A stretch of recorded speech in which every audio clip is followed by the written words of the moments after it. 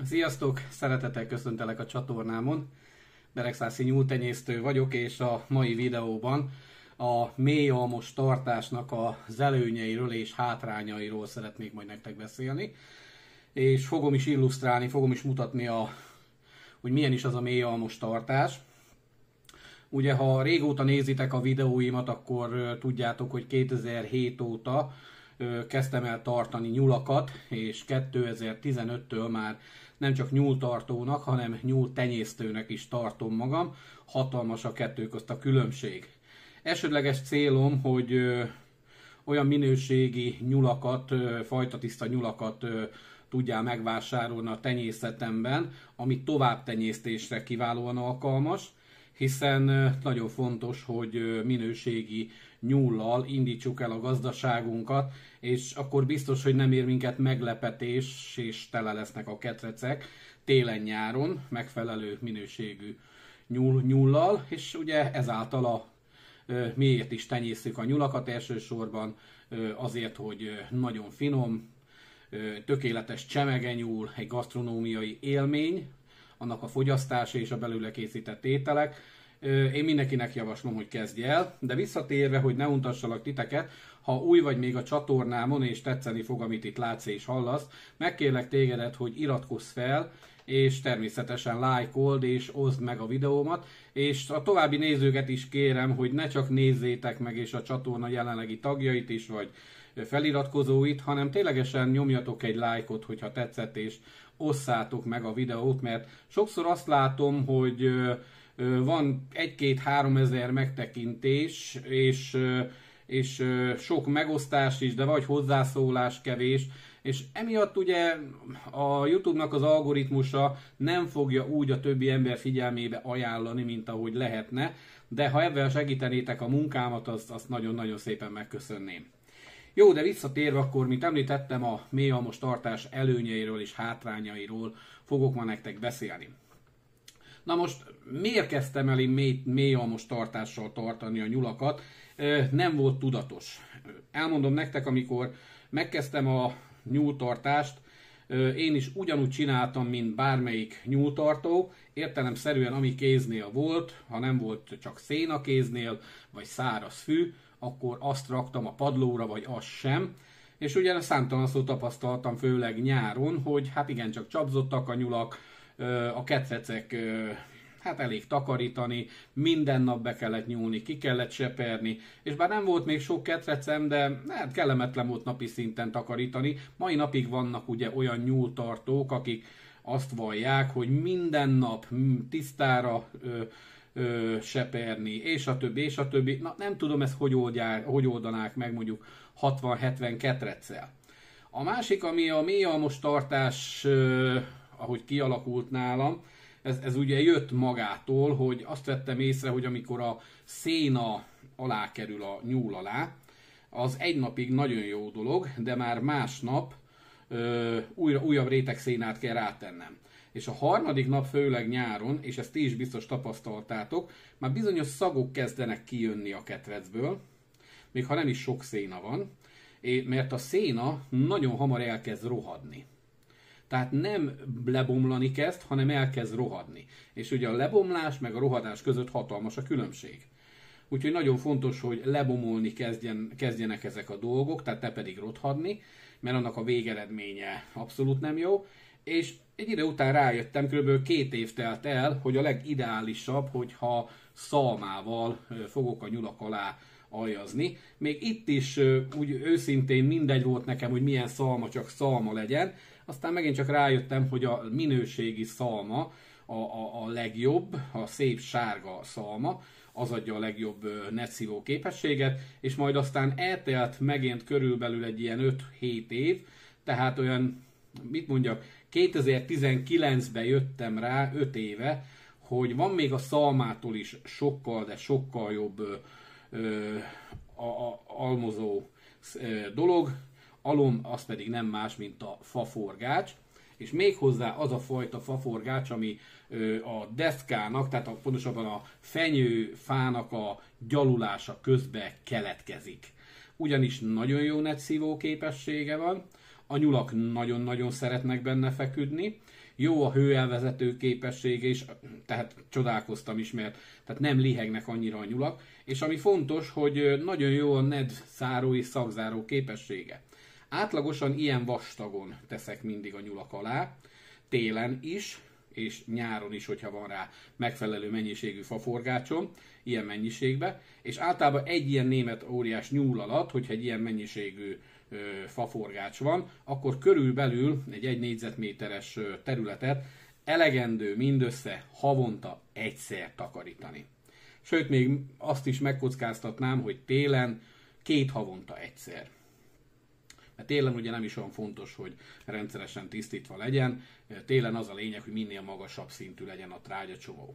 Ugye ezek nagyon fontos dolgok, de míg ez kialakult, addig több év telt el, és most te, aki nézed a videómat, miért kelljen neked 5, 10 vagy 15 évet várnod arra, hogy helyesen és okosan tudjál almozni? Egyetértünk, ugye?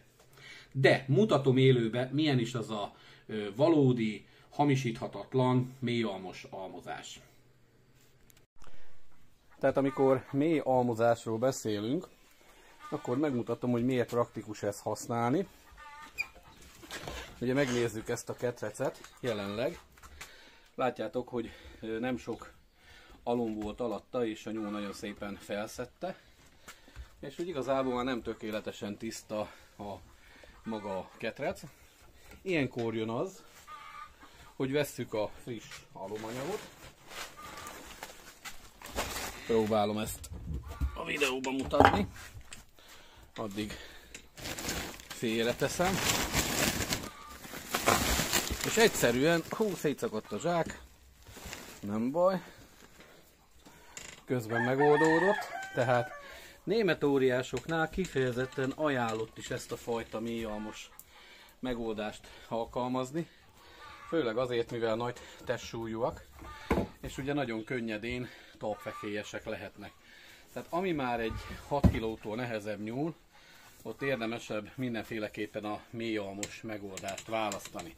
És nézzétek meg, pillanatok alatt tisztán lesz a ketrec alattuk.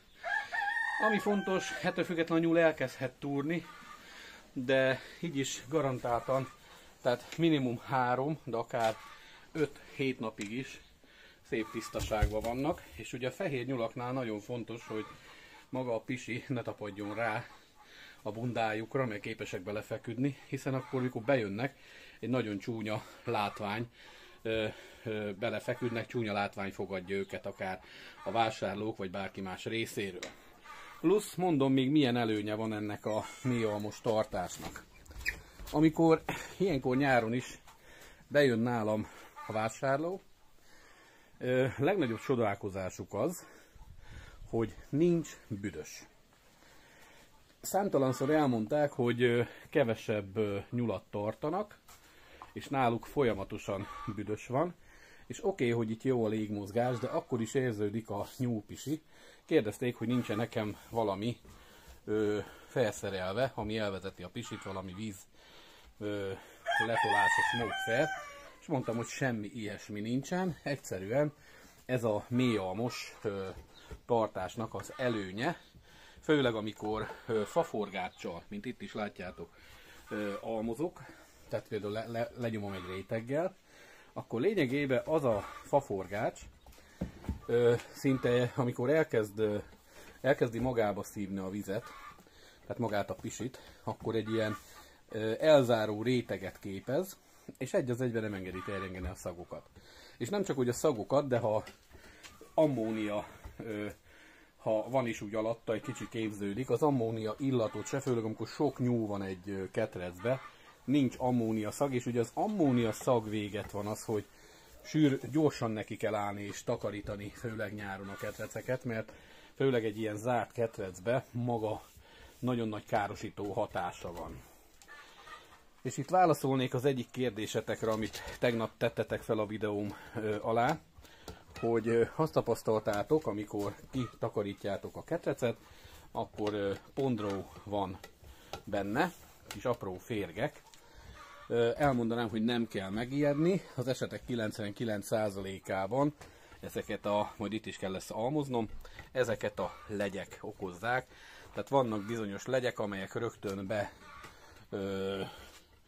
a nyúl ugye szeret egy helyre pisilni, és oda a legyek, ha bebújnak, akkor oda rögtön lepetéznek, és ott kikölnek ezek a lárvák. Nem kell tőle megijedni, nagyon egyszerűen lehet ezt megelőzni.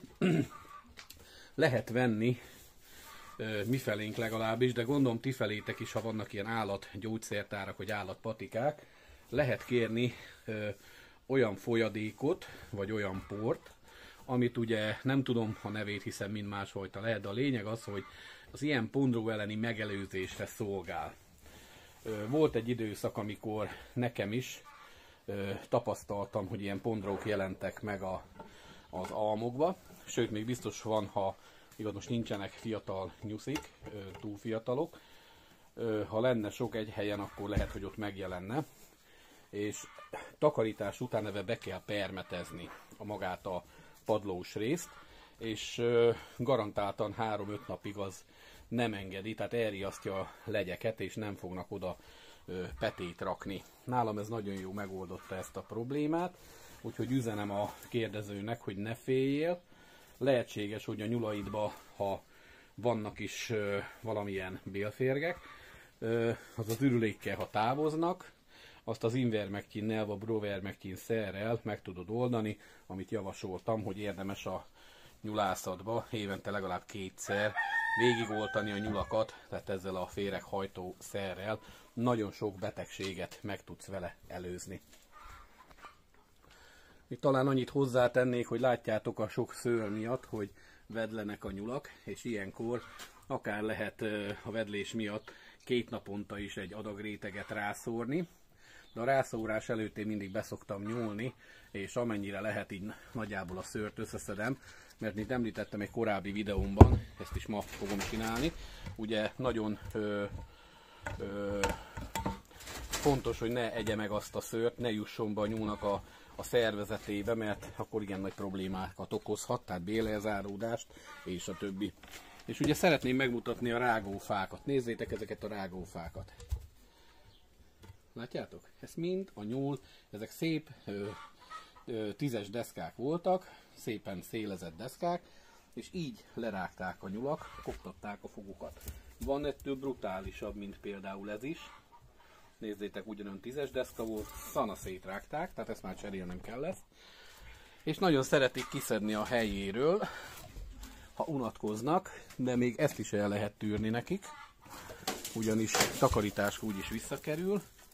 Itt most szükséges lesz itt is egy almozásra, még egy ráalmozásra. És ugye lényegében rengeteg időt takarítasz meg ezzel a mély almozással, és a másik dolog, hogy pluszban még nem csak időt takarítasz meg vele, hanem a trágyád is hamarabb fog összeérni, és minőségi trágyát fogsz kapni. Nos, ugye láttátok élőben, hogy milyen is a mély almos almozás, és ugye ezt csak a nyúlaknál mutattam, a nyúlketreceknél. Természetesen ugyanúgy a szabadban is lehet alkalmazni ezt a fajta mély almos almozást, illetve előszeretettel alkalmazzák például juhoknál, tehát juhketreceknél. Ott amikor a juhokat télen beterelik az ólba, akkor lényegében minden nap csak újabb és újabb szalma és széna rétegeket visznek fel, tehát szétbontsák nekik, és ők ezt folyamatosan ugye megy az ürülék, és beletapossák, és lényegében egy ilyen nagy 3-4 méter magas beltartalommal rendelkező juh ketrecet, mikor tavasszal megnézed, akkor van úgy, hogy 2-2,5 méter vastag trágya réteg van. És ez a trágya szinte már teljesen be van érve, tehát azonnal hasznosítható. Tehát rengeteg előnye van. Természetesen van ennek a mélyalmos tartásnak hátránya is. Speciál rákerestem a neten, és ugye nagyon komoly kutatók ellenzik a mélyalmos tartást, méghozzá főleg a Pannonfehér Egyetemről való kutatók, és valamilyen szinten, mikor elgondolkoztam, amit mondtak, teljesen egyet tudok vele érteni. Hogy igazuk van. Igazuk van, mert sokkal jobb a rácsos tartás, mint a mélyalmos, hiszen be is bizonyították, tehát nem lehet ellene menni az érveiknek, tehát ténylegesen a rácsos tartásnál a nyúl mindig keresi azt, hogy lehűtse a rács az ő szőrméjét, nem szeretik, hogyha rátapad a szőrükre valami is, és a többi, és a többi. Csak egy a probléma, ez mind szép és jó, és akkor valósítható meg, hogyha van nyúlházunk, tehát konkrétan építünk egy olyan nyúlházat, ami nagyon sok nyulásznak van is, ami klimatizált, tehát 18, max 19 fok hőmérséklet van benne, esetleg felmegy 20-ig, tehát nincs melegebb se télen, se hidegebb, se nyáron, és igenis olyankor a nyúl ebbe az ideális környezetbe magát ezeket az alacsony ketreceket fogja előnybe részesíteni, a rácsos padozatot, nem pedig a szalmást vagy a szénás részt.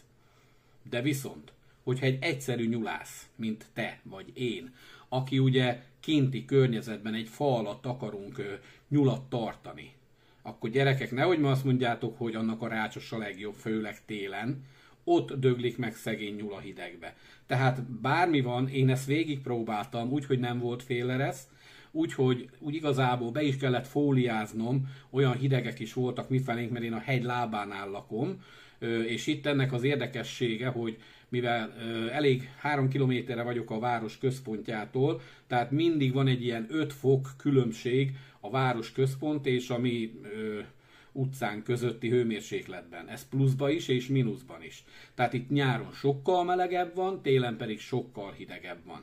Éppen ezért a mélyalmos almozás, nekem tökéletesen jó a nyúltartáshoz. És hogyha te is hasonló jellegű, tehát kinti tartásba és kinti ketrecekbe tartasz nyulat, akkor hidd el, hogy a mélyalmos tartással nem nyúlsz mellé. Természetesen lehet csinálni olyan ketreceket is, ahol mind a kettőt meg tudod valósítani. Tehát úgy, mint én a fűrjeknél. Az egyik oldala a fűrketreceknek, amit én csináltam, oda be tudok nekik almozni, a másik oldala pedig rácsos. Mind a két helyet használják tökéletesen, de akkor is úgy kell megoldani, hogyha ez kint van, és ugye a fűrketrecek nem kint, hanem bent vannak, hogy valahogy le kell zárni, és itt láttam olyan ukrán videó oldalakat, vagy orosz videó oldalakat, ahol a nyúltartók kint tartották ezeket a ketreceket, öntisztítós ketrecek voltak, az egyik fele, a másik fele az almos, és a nyúl, hogyha megtanulja, sőt, mivel nagyon tiszta állat, hogy ha ide piszkít, akkor a másik helyen tiszta marad, mindig a rácsra járt pisilni, kakálni, és soha nem volt semmi probléma a tisztasággal. De ehhez nagyon sok hely kell, és ami fontos, hogy rengeteg ketrec és rengeteg pénzbe kerül. Tehát mindenki maga dönti el, lehet keresni ilyen dolgokat, én mindenképpen javasolni tudom a mélyalmos tartást. És most szeretném összefoglalni, hogy milyen anyagokat használok. Ugye kétféle anyagot használok az almozásra. Az egyik a kiváló minőségű szalma. Ez minden esetben vastagon mehet a nyulak alá, még akár nyáron is. Nem kell tőle félni, hogy hőutát fog ettől kapni. A másik pedig az, hogy a jó minőségű faforgács, és amennyiben lehet fenyőfaforgács.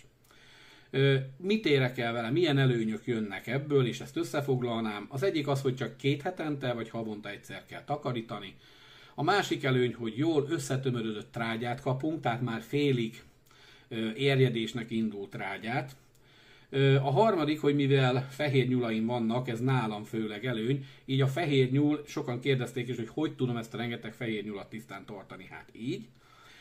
A negyedik, mivel a ketrecek szabadban vannak, így kényelmes a nyulaknak is ez a fajta tartás, hiszen télen pont az ellenkező hatást váltsa ki, tehát rendesen kis mélyen be tudják magukat fúrni ebbe az alomba, és ugye úgy csinálják meg a fészkeket is, ezért nagyon jó érzik magukat, akármilyen hideg van.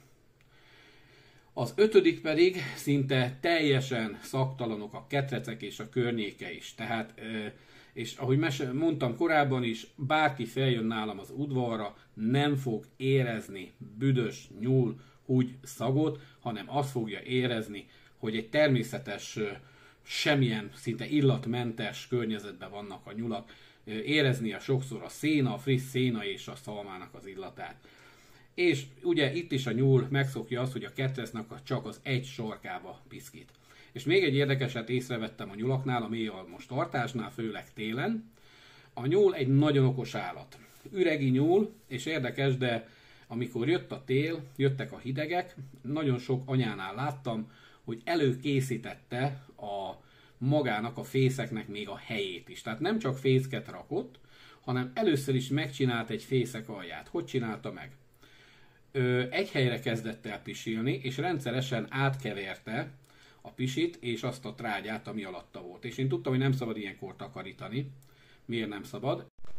Tehát amikor összekeveredik ugye a vizelet és az alomanyag, akkor a víz hatására és erjedni kezd ez a szalmás alom, és lényegében télen ráteszi a nyúl ezt a fészket, folyamatosan locsolja vizelettel, és ha lehetséges, akkor vízzel. Tehát ha beteszek például egy dobozba vizet, veszi a fogával és így rázudítja, aztán újra összekaparja, mert ennek hatására erjedés indul. Nézzétek meg a trágyacsomót télen, mindig gőzölök, sosincs megfagyva. Miért? Mert az erjedés hatására, tehát a lebomlás hatására hő keletkezik, ezért ha locsoljuk és levegőt is kap meg minden, akkor a természetes erjedési folyamat, mint a meleg ágyaknak, nem tudom ki ismeri a meleg ágyaknak a lényegét,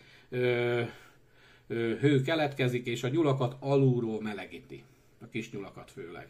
És arra rakja rá, körbe szépen kirakja a fészket ugye a saját szőrével, ami teljesen hőjelzáró képességgel rendelkezik, aztán a kis nyulakat belefialja, a kis nyulak egymást melegítve lefedi szőrrel, ez a szőrétek megint lezárja ezt a meleget, és egyszerűen az a meleg az sehol nem tud kijönni, folyamatosan ott marad szinte. Tehát ezt, ha meg tudnánk tanulni a nyulaktól, akkor be tudnánk zárni, úgymond értsétek jól a nyári meleget, és télen elő tudnánk szedni, és tudnánk vele fűteni. De röviden és tömören ennyit akkor a témáról, tehát beszéltem az előnyeiről, beszéltem a hátrányairól is, mindenki döntse el, hogy mit szeretne, én ezt javaslom. Nézzétek meg a nyulászatomat, és látni fogjátok, hogy miért. Köszönöm, hogy velem voltál, iratkozzál fel a csatornámra, kérlek lájkold, hogyha tetszett, és tedd fel a kérdéseidet, vagy oszd meg azt is, hogyha nem értesz egyet velem, hiszen nagyon szívesen beszélgetek a témáról, vagy más témában is, bármilyen kérdésről, ami nyullal vagy fűrjekkel kapcsolatos. És fűrjekkel is azért, mert ott még ugye én nem vagyok mester, nagyon sok tanulásra szorulok, tehát nagyon szívesen elvárom tőletek, hogyha ilyen videó kerül fel, akkor a ti észrevételeiteket, tanácsaitokat, hiszen tanuljunk egymástól. Sziasztok, legyen szép a napotok! Hello!